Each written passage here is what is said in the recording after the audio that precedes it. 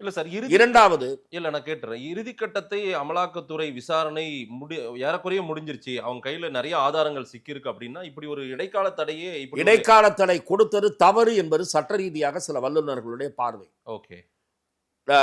நான் 2 வழக்கறிஞர்களிடம் பேசினேன். துக்ளக் பத்திரிகைக்கு பேட்டி காண்பதற்காகவும் பேசினேன். இதை பற்றி ஆஃப் த ரெக்கார்டாக நான் எழுதி தெரிந்து கொள்ள வேண்டும் என்பதற்காகவும் பேசினேன். அவர்கள் வழக்கறிஞர்கள் என்ன சொல்லுகிறார்கள்? இங்கே முதலில் ஒரு நீதிபதி தடை உத்தரவு பிறப்பிக்கிறார். ஆமா. பிறகு ஒரு அமர்வு விசாரித்து அந்த தடையை நீக்குகிறது. அதன் பிறகு இவர்கள் உச்ச நீதிமன்றத்திற்கு போகிறார்கள். ஆமா.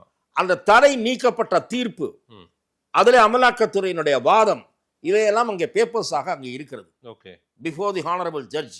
எஸ். அதுல அவர் போனாரா? ஏன்னா வழக்கு எடுக்கிறாங்க, மென்ஷன் பண்றாங்க, இமீடியட்டா கமெண்ட்ஸ் பாஸ் பண்றாரு. 3 to 5 மினிட்ஸ் இன்னொன்னு, முடிஞ்சுச்சுன்னாங்க. ஆமா, இது வந்து வேகமாக எடுக்கப்பட்ட செயல்பாடு. ஓ.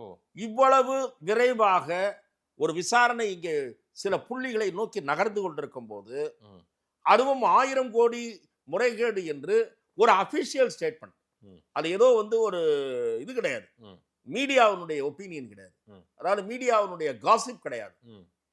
சில நேரங்களில் மீடியா அதை செய்கிறது, நீங்கள் பார்த்திருக்கலாம். சரி, இது ஐடிஓ இருங்க, ஐடிஓ இடிஓ சில நேரங்களில் ரைடு நடத்துறப்போ, இதற்கு முன் நம்ம பார்த்திருக்கோம், சில இடங்கள்ல நடத்தினப்ப என்ன சொல்லுவாங்க தெரியுமா?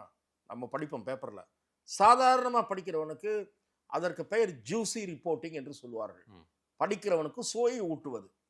அது என்ன சொல்லுவான் தெரியுமா? பல 100 கோடி ரூபாய் சொத்து சம்பந்தப்பட்ட ஆவணங்கள் கைப்பற்றப்பட்டன, சில கோடி ரூபாய் ரொக்கம் பறிமுதல் செய்யப்பட்டதாக தெரிய வருகிறது. மூட்டை மூட்டையாக ரூபாய் நோட்டுகள் அப்படி எழுதுவாங்க. செல்லாத நோட்டுகளும் இருந்ததாக அதில் தெரிய வருகிறது. இவனே எல்லாம். ஆகவே எதற்காக நான் சொல்ல வருகிறேன் என்றால், இது அந்த மாதிரி கேஸ் அல்ல. ஈடியினுடைய அபிஷியல் பிரஸ் நோட், சரி, அதுல we have found அப்படின்னு இருக்கிறது. 1000 கோடி ரூபாய் அளவுக்கு ஒரு முறைகேடு நடந்திருப்பதாக தெரிய வருகிறது. சரி. இன்னொன்னு, இதே சுப்ரீம் கோர்ட் தான் சட்டவிரோத பணப்பரிமாற்ற குற்றங்களை, மணி லாண்டரிங் அஃபென்சஸை சீரியஸாக பார்க்க வேண்டும் என்று சொன்னது இதே சுப்ரீம் கோர்ட்.